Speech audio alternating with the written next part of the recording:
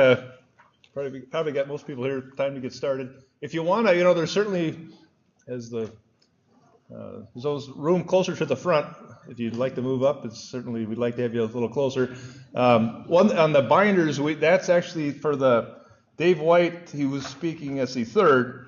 That's the binders. So if you want it, he's going to reference the binders then. So that's why they're out there. I'm John Siekmeyer, just moderating this session. We've got I think 4 great talks, and a lot of them, as you see, they're kind of focused on some very important things like frost and moisture. So I think the theme here is going to be interesting to all of us.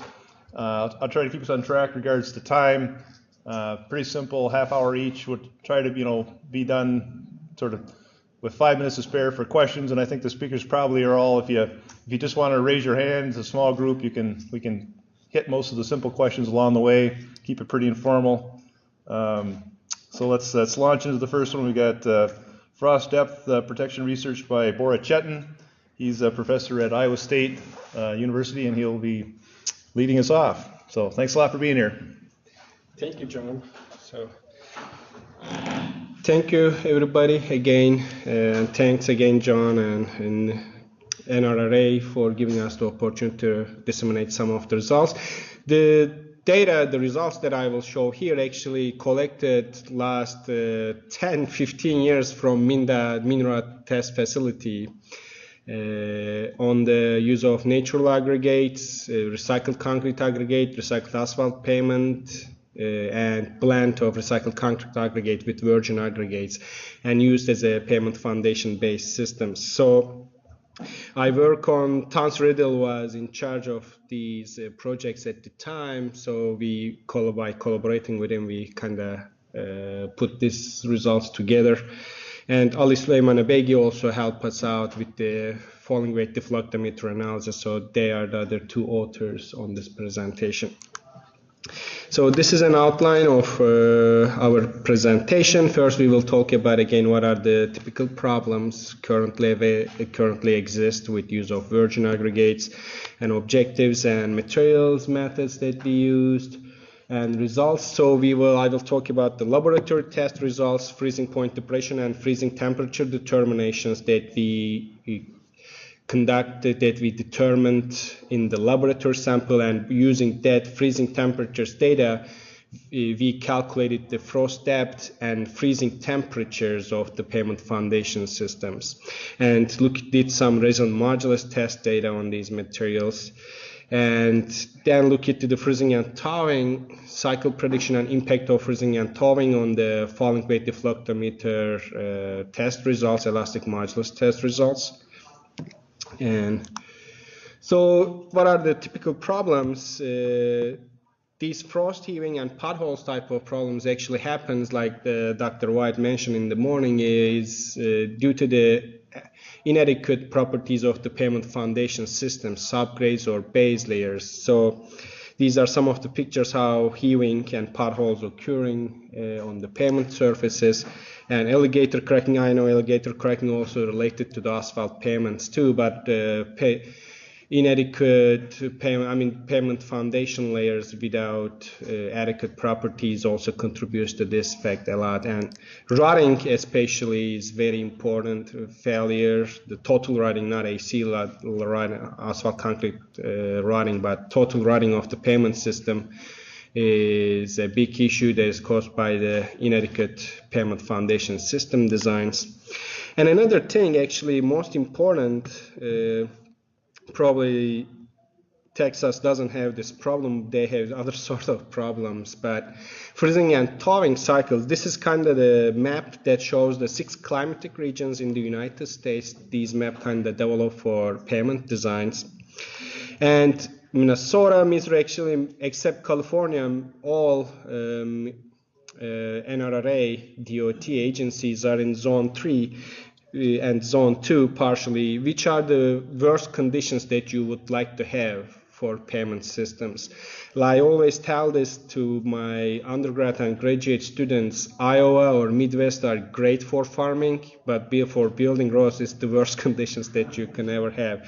Soil is perfect for growing corpse and corn, but it is horrible for building anything on top of it. So on top of that, we are in climatic zone 3 majorly, and some part of the climatic zone 2 are the worst conditions, like wet freeze and thawing cycle, and wet hard freeze and spring thaw are really deteriorating to pavement systems, especially if you don't have adequately designed pavement foundation systems.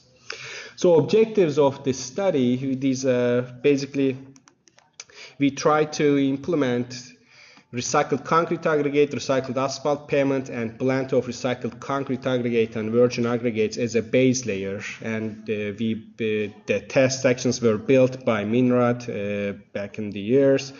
And the primary goals is kind of look into the stiffness comparisons of these different materials compared to virgin aggregates, and looking to the freezing point depression, which is the temperature that the water in your soil system starts freezing. Everybody thinks it's the 0 degrees Celsius, but it is not the case. Depending on soil to soil, when water will start freezing will change. And based on that, also throughout this freezing point depression test, we look into the freezing temperature of the entire pavement system.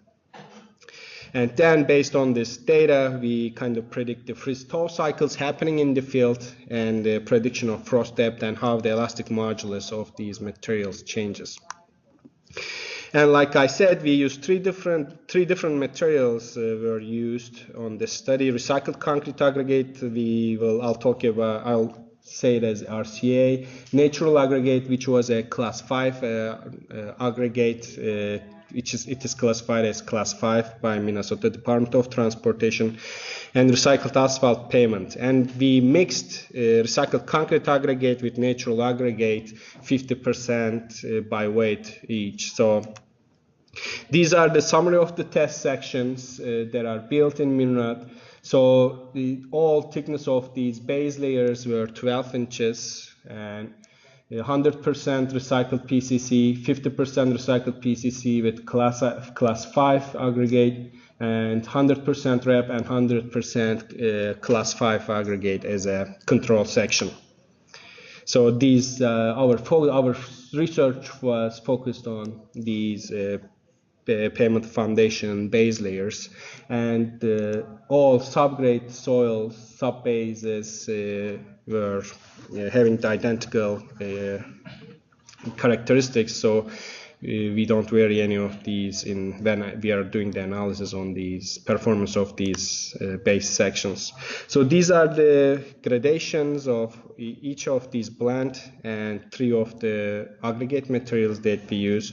We didn't see much difference between there are some differences here when you look at in terms of gradation between the 2 millimeter and 0.2 millimeter size. The natural aggregate is a little bit finer actually more well graded compared to the recycled concrete aggregate and recycled asphalt pavement materials.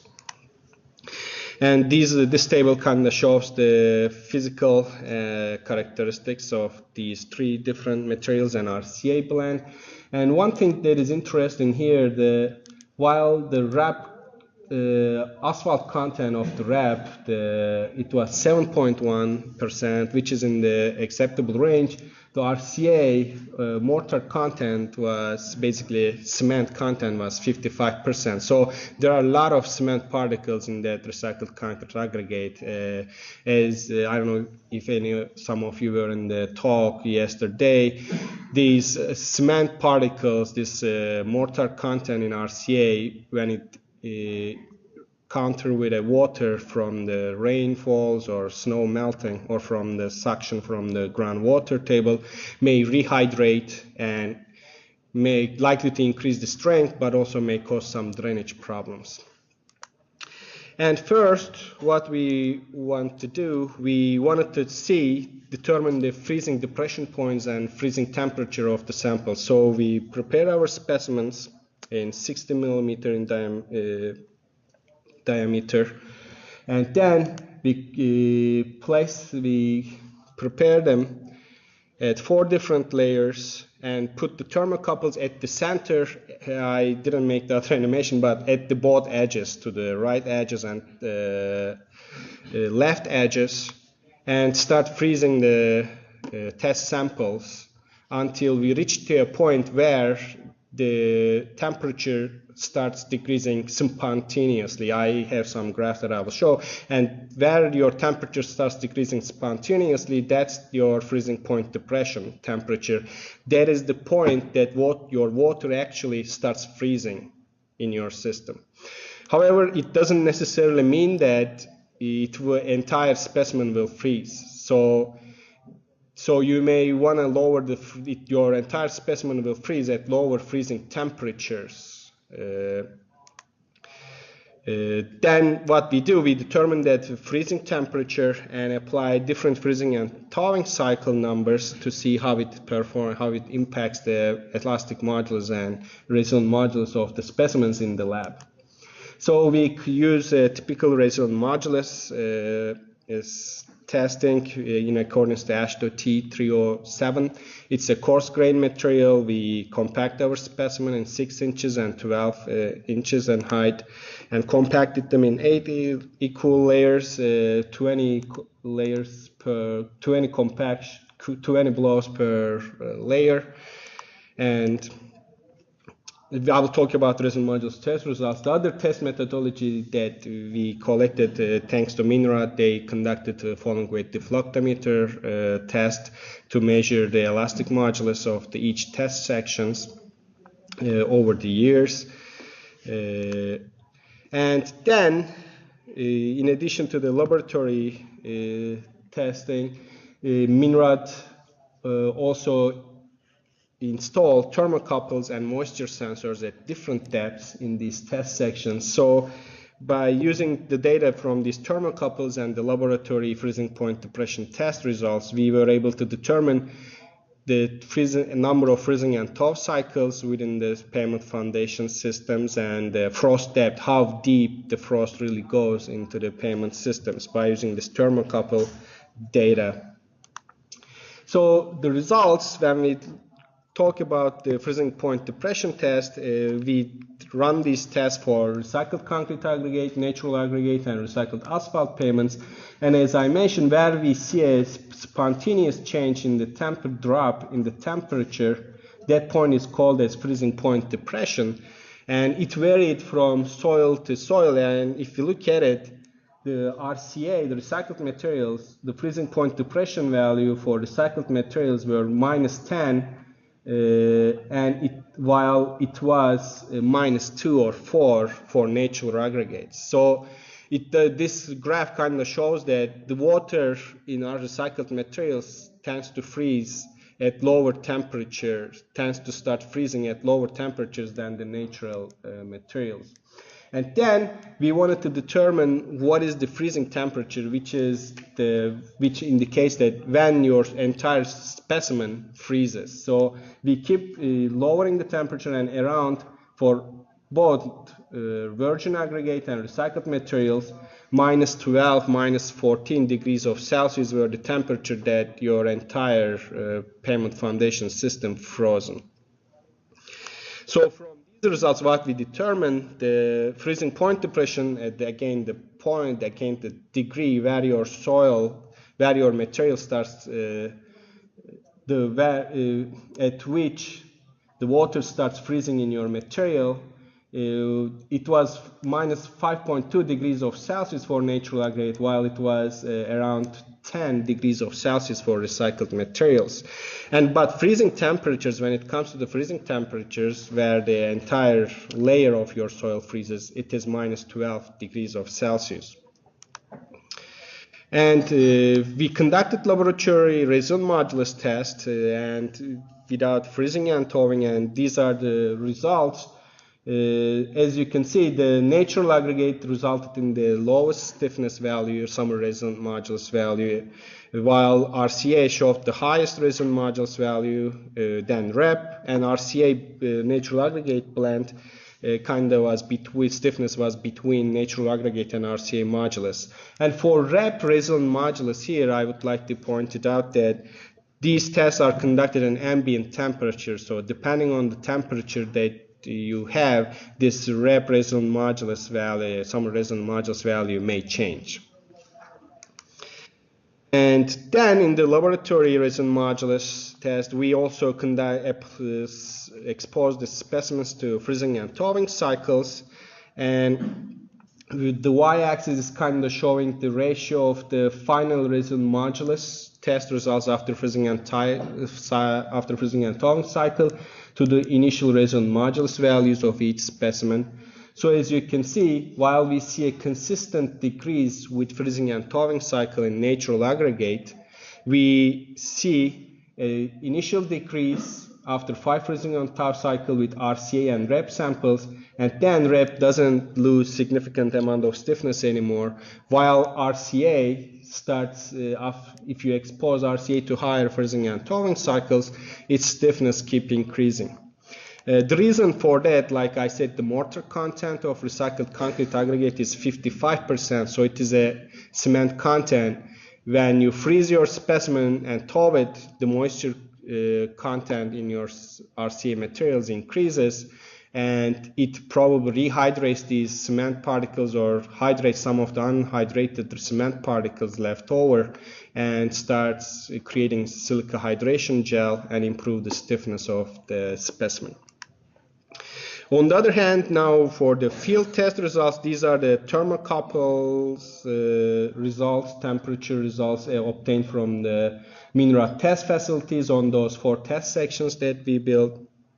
And we specifically focus on the 6-inch, 9-inch, and 12-inch depth thermocouples because anything below 12-inch is the sub-base material, so we had no interest on that.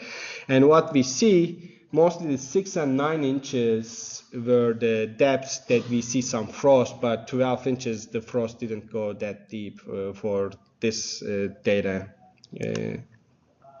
And then what we did, by using the laboratory freezing temperature data, which was -12, we developed a methodology by using the MinDOT database and calculate the number of freeze-thaw cycles per year for the MinDOT test sections. And as you can see, majority of the freezing and thaw cycles were observed for the top 15 centimeter below the ground surface and 22 centimeter below the ground surface. And some of the years we saw some freezing and thaw cycle of the 30 centimeter below the ground surface. And then we kind of add these freezing and thaw cycles cumulatively over the years. And as you can see, of course, freezing and thawing cycles increases, and the top freezing and thawing cycle always shown in the thermocouple that is close to the ground surface. And then what we did, we kind of compare elastic modulus values obtained from these test sections with number of freezing and thaw cycles. And regardless of the test sections, regardless of the laboratory test results, even with RCA sections, we see some decrease in the freezing and thawing cycles, and rep also we observed with rep also consistent decrease in the elastic modulus in the field with freezing and thawing cycles. One thing with RCA, if you remember the laboratory test results, we observe a decrease in the RCA modulus after 5 freezing and thawing cycles, but after 5 freezing and thawing cycles, we start seeing an increase in the lab. So in the field, it seems like we were about to get that trend too. After 5 freezing and thawing cycles, the elastic modulus starts increasing in both depths, depth 15 centimeters and depth 30 centimeters. And from here, we kind of suspected that if we had the continuous data on this, we look like to see that hydration reactions happening in the field and increases the elastic modulus of the specimen as well. And we look into the modulus and moisture content variations. We didn't get any consistent data between the moisture content of elastic modulus obtained from the falling weight deflectometer data. And the reason for that, once the ground is frozen, moisture sensors won't work. So It is one of the challenges, I guess, didn't really provide us the good data from the field. But Dr. Nazarian conducted quite a bit test on recycled materials about impacts of moisture on the resonant modulus testing data. So hopefully more information will be available on that. And once, as a summary, when we look into the laboratory and field modulus after freezing and thawing cycles, these are the data showed after 10 freezing and thaw cycles. And the shaded column represents the modulus ratios in the field, and the black column shows the resultant modulus values ratios obtained in the lab after 10 freezing and thaw cycles on the identical specimens. So there are consistent findings in terms of results. So we find a good match in this study between laboratory and field studies. And overall conclusions: stiffness changes slightly after 5 freeze-thaw cycles based on the laboratory test, and RCA modulus after 5 freezing and thaw cycle increased, while with REP it keeps decreasing, and with natural aggregate it keeps decreasing. Overall total modulus reduction for REP was 20%, while it was 60% over 20 freezing and thawing cycles. And with field test, consistently, the overall observation was elastic modulus decreased with an increase in freezing and thawing cycle. And RCA and RAP overall performance tend to show better stiffness than the RCA blend and natural aggregates. And we couldn't find any consistent changes in the elastic modulus versus moisture content based on the field data. And laboratory modulus and field modulus tend to show the similar trend. We saw a little bit inconsistency with the RCA results, but overall they were identical. And we would like to acknowledge the Minnesota Department of Transportation, MNRAD, and I think at the time Benjamin Worrell was in charge of this project when Dr. Edil was leading it. And I think Recycled Materials Resource Center based in University of Wisconsin also put some additional money for testing for the laboratory part of the studies, I guess so. And again, thank you very much for NRRA members to invite us to give talk and disseminate the results. So thank you. So we certainly got time for some questions. Here we go. Yes. What big a role do you think the fines played in class 5 in decreasing modulus over time? And why don't you repeat the question? So the question was how the fines content in class 5 aggregate impact the results. We didn't specifically look into that, but when we look at the gradation results, let me look at it so I don't say anything wrong. The fines content seems to be actually higher with the RCA and REP materials, if I don't read this graph wrongly. So, I mean, it is this is the natural problem. I mean, natural aggregates don't have that type of other chemicals in it. So the main reason why we see better performance with RCA and REP is because of that unhydrated cement and asphalt binding content. So based on this data, I don't speculate that fines content in virgin aggregate had any impact on it. Great. Yes. Yes. 2 questions does the freezing point depression change seasonally with redistribution of moisture? Yeah, do you mean, so depending on the way we run the test, so we put thermocouples in it, and where you see this significant, you ask a simple question, so I don't know the answer directly to that, but the point of freeze point depression for each material, as you can see, whenever you have water in it, it is where, when the freezing point depression basically defines where the water starts freezing. So it shouldn't change seasonally. So it is like a fingerprint of the materials for freezing.